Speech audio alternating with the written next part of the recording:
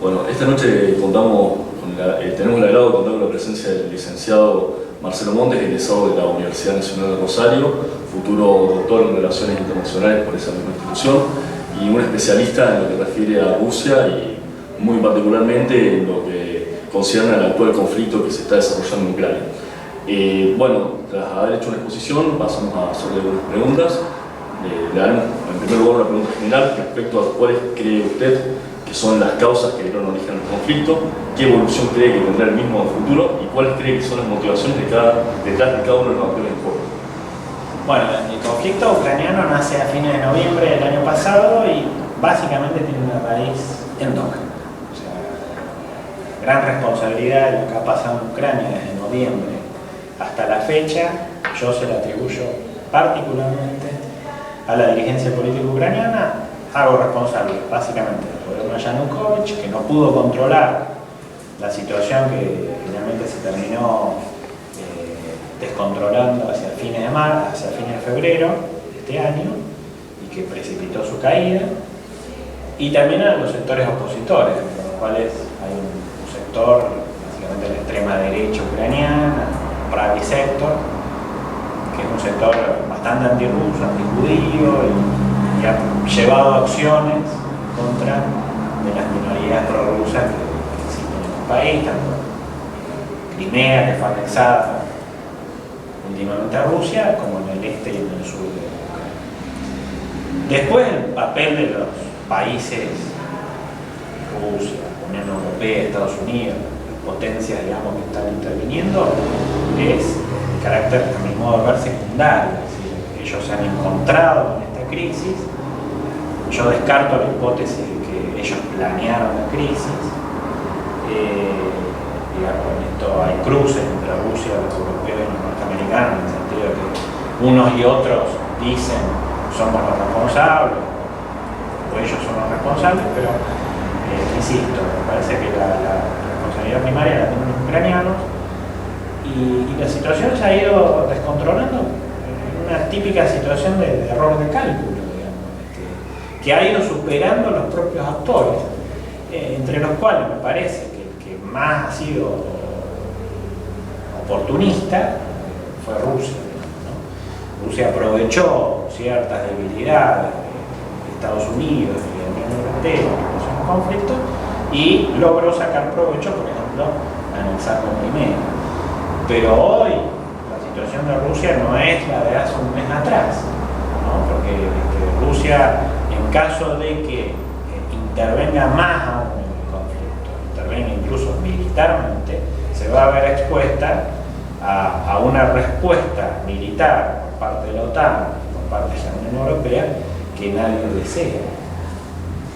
¿Y cuál es el rol de la Unión Europea, teniendo en cuenta fundamentalmente el liderazgo de Alemania y la ambivalencia que implica, digamos, su accionar frente a Rusia? Bueno, de los tres actores, de Rusia, Estados Unidos y la Unión Europea, lamentablemente la Unión Europea es el único que no tiene una dirección coordinada única, precisamente por su propia naturaleza jurídica, institucional, tiene un gobierno colegiado, si se quiere, ¿no? Dentro del cual, de todos modos, en términos de Estado-Nación, el papel fundamental, como decirlo, tiene Alemania. ¿Por qué? Porque por un lado, a Alemania le toca tener una relación bastante comercial, bastante importante con Rusia, en términos de la producción de energía y la propia infraestructura, el transporte de energía, de gas, petróleo a Europa, fundamentalmente gas. Y por el otro lado, tiene la misión de rescatar económicamente a Ucrania, porque sin duda que Ucrania, que hoy es un país devastado económicamente, en una situación más o menos, para que la gente lo entienda, similar a la Argentina del 2001, o peor,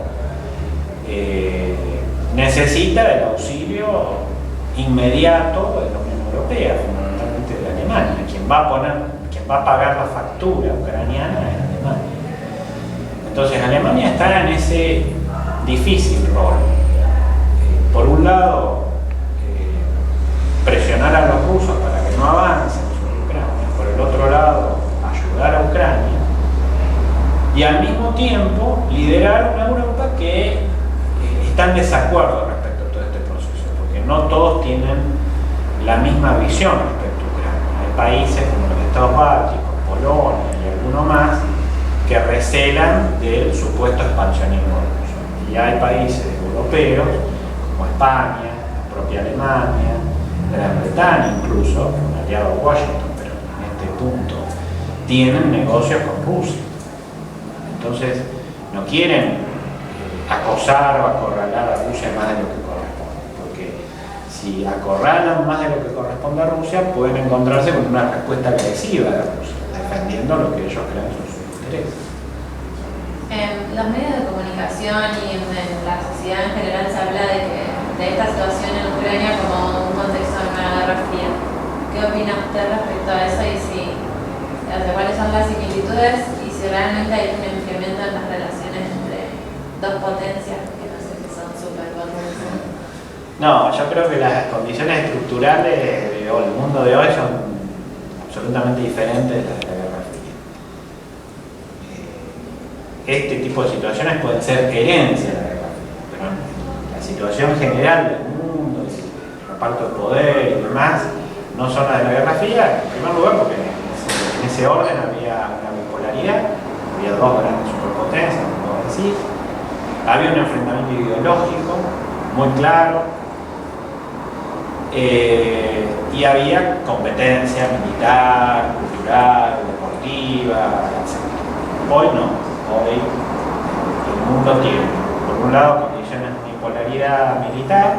Estados Unidos, la supremacía militar de Estados Unidos es enorme, la distancia que hay con Rusia es enorme, por más que Rusia siga siendo una potencia nuclear, la diferencia armamentística, tecnológica, económica es enorme entre Estados Unidos y Rusia.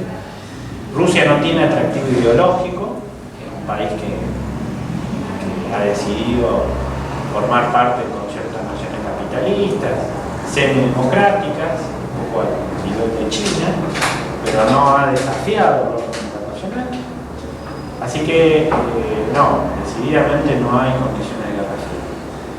Las condiciones son diferentes, digamos, por eso cuesta tanto ordenar el mundo, digamos, ¿no?